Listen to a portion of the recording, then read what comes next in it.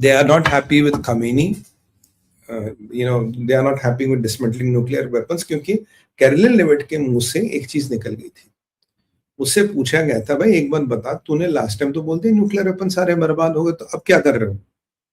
तो उसमें उसने बोला कि हमें खबर मिली है कि ईरानी फिर अपना न्यूक्लियर एनरिचमेंट शुरू कर रहे हैं. और उसने जब बोला उसके कुछ देर बाद जेडी वेंस भी बोलने लगे, भाई इन्होंने फिर एनरिचमेंट शुरू कर दिया, यानी कि एनरिचमेंट जो लास्ट टाइम तोड़ा था पूरा नहीं तोड़ा, अब की बार कुछ बचा है उनको बर्बाद करना है.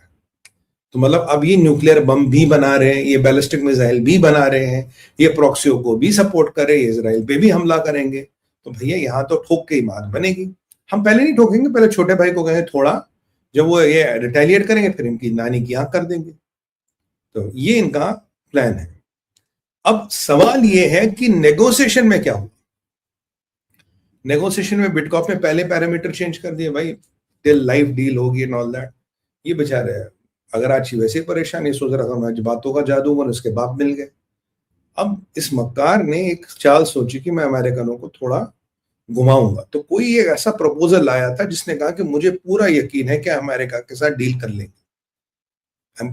कुछ नहीं था, अलतकिया झूठ बोलना, फिलहाल ट्रम्प का फुद्दू बनाना, इसका मतलब ये था. क्योंकि इसके मिलिट्री ने इसको बोला अगर अमेरिका ने ठोका बेटा कुछ घंटों में तुम्हारी वाट लग जाएगी. लास्ट टाइम अगर इजराइल ने ठोका तुम खड़ा होने लायक नहीं रहे, अगर अमेरिका और इजराइल मिलकर ठोकेगा तुम्हारा कुछ नहीं होगा. मिडनाइट हैमर हुआ, तुमने क्या उखाड़ लिया है अमेरिका का.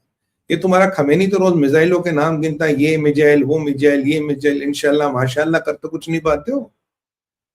भाई तुमने गाजा में क्या कर लिया जो यहाँ कर लोगे? गाजा में इतने जनाजे निकल के क्या कर लिया तुमने? पॉइंट है. तो अब बिटकॉफ साहब पहुंचते हैं नेगोशिएशन में. बिटकॉफ सब 3 शर्तें रखते हैं. कहते हैं भाई पहली शर्त तो ये कि जो भी डील होगी जिसमें भी होगी टिल इटर्निटी, टाइम कुछ नहीं है.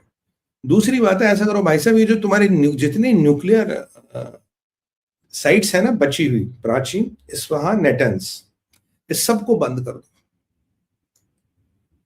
ताला लगा दो. फर्दों की तो बात ही नहीं हो रही, फर्दों कंटेमिनेट हो गई, वो खत्म हो गई. और जितना एनरिच यूरेनियम है तो भाई साहब ये हमारा जहाज खड़ा है यहाँ पे, इसमें डाल दीजिए, हम अमेरिका में सेफ कस्टडी में रखेंगे.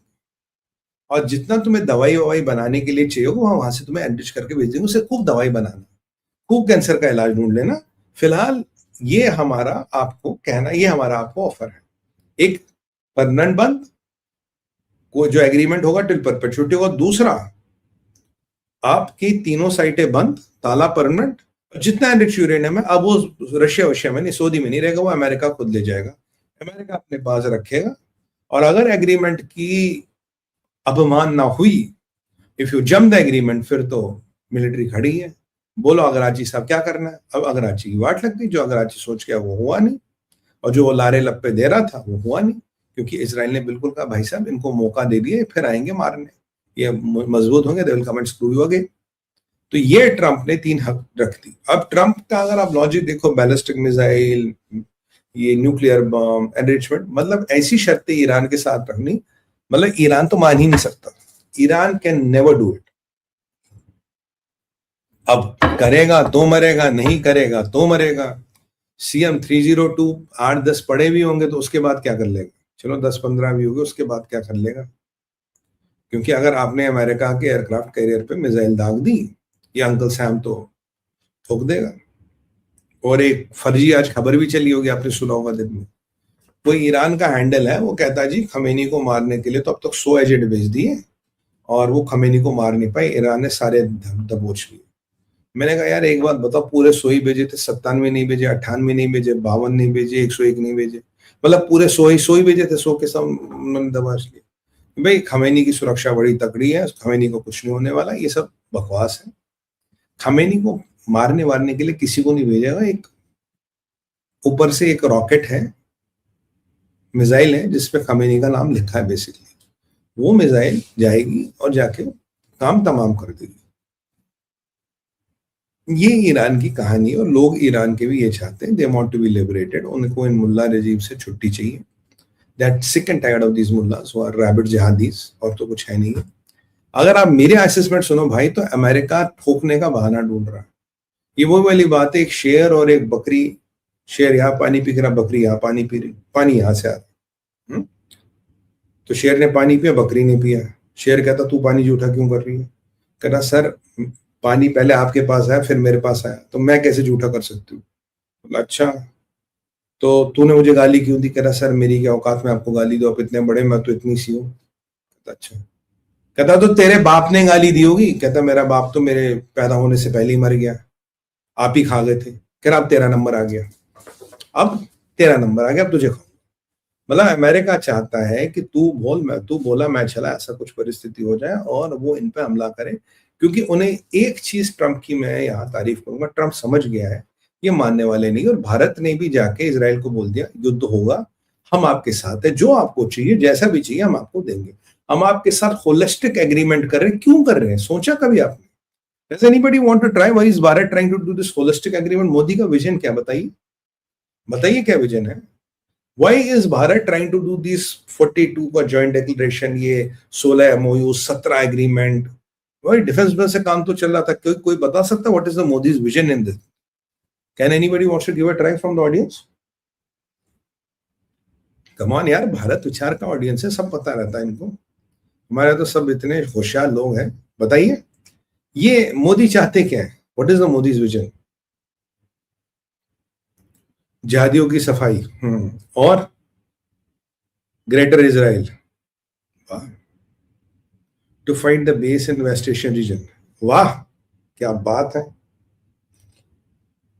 For Turkey special strategic partnership. Israel middle east अकेला पावर रहेगा ईरान के बाद रहेगा। और कोई anybody wants to give a try? नहीं, लॉजिक सारे अच्छे हैं भले अहमद से। वेपन्स टू काउंटर इस्लामिक जिहाद, और सुमित भाई इंटरनल क्लीन अप। माशाल्लाह, इस्लामिक नेटो, आई मीन अच्छा, हाँ वो इस्लामिक नेटो की तो हवा निकल गई, वो तो मुनीर के साथ ही जाएगा, उसकी मैयत में जाएगा उसके साथ ही। चलिए मैं बता देता हूँ, देखिए आप सबके पॉइंट्स वैलिड हैं। इस्लामिक आतंकवाद और इस्लामिक टेरर को जिसको ईरान ने लेजिटिमाइज किया in the name of resistance, in the name of Islamic axis और व्हाटएवर, उसको ये खत्म करना है। और वर्किंग विद मोसाद, ये हमारी टीम भी कह रही है वर्किंग विद मोसाद। अरे वो तो ऑलरेडी हो रही है भाई, वो कोई नई बात थोड़ी ना, मोसाद तो हमारे भाई लोग हैं। कल मेरे पास फोन भी आया था किसी का, मैंने कहा हाँ अभी मोदी जी भाई वही बात कर लेना साहब से। अरे हमसे क्यों बात करते, किडिंग, जस्ट किडिंग। तो अब ये देखिए, ये जो लड़ाई है, अगर आप इस लड़ाई के बारे में जाएंगे, brothers in need, wow that's a good one. अगर इस लड़ाई के आप बैकग्राउंड में जाएंगे, देखिए इस लड़ाई क्या है। This is basically not about Iran. This is not about Khamenei. This is dismantling the biggest network of Islamic terror run by Iran. ये लड़ाई उसकी है। This is destroying Islamic hegemony run by Iran. This is demolishing, this mullah hegemony in the name of religion run by Iran. और जब ये टूटेगी, इसके पीछे हर एक घुसेगा, directly indirectly. Every Muslim country would try to get their act into it, directly, indirectly, or in any way whatsoever. ये होने वाला है। और जब आप ये महायुद्ध करोगे, इसीलिए मैं इसको महाभारत कहता हूँ, ये धर्म युद्ध है। अब जब ये महाभारत करोगे, अगर इजराइल गया, देखो पाकिस्तान किससे प्रेरित है? पाकिस्तान कहीं ना कहीं, सॉरी मैंने कहा अगर ईरान गया, पाकिस्तान किससे प्रेरित है? इसको बंद कर देता हूँ और बंद हो जाए भाई। पाकिस्तान कहीं ना कहीं ईरान से प्रेरित है।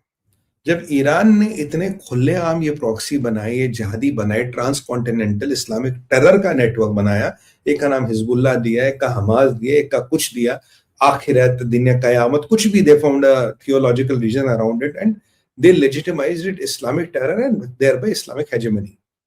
तो जब आप इसको तोड़ोगे, इस्लामिक टेरर, इस्लामिक हेजेमनी और Islamic thought process of they can dominate and they can screw the whole world in the name of their theology, इसको तोड़ रहे हो।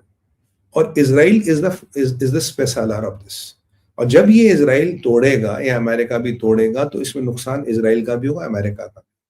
इजराइल छोटी सी इकोनॉमी है, इसराइल छोटी सी इकोनॉमी है। आज इसराइल के डेलीगेशन से क्लू लीजिए, इसराइल छोटी सी इकोनॉमी है यार। अगर छोटी सी इकोनॉमी में इतना बड़ा युद्ध लड़ेगी तो it can go to any extent, इसके डिवास्टेशन इफेक्ट्स भी होते हैं। 2000 साल पहले जब यहूदी भारत आए तो भारत ने शरण दी, राइट? भारत ने शरण दी, प्रोसिक्यूशन नहीं किया। आज भी उसी दौर पे है इसराइल। इस जंग के बाद Israel will be hit quite well, unfortunately but true, but तब इसराइल की इकोनॉमी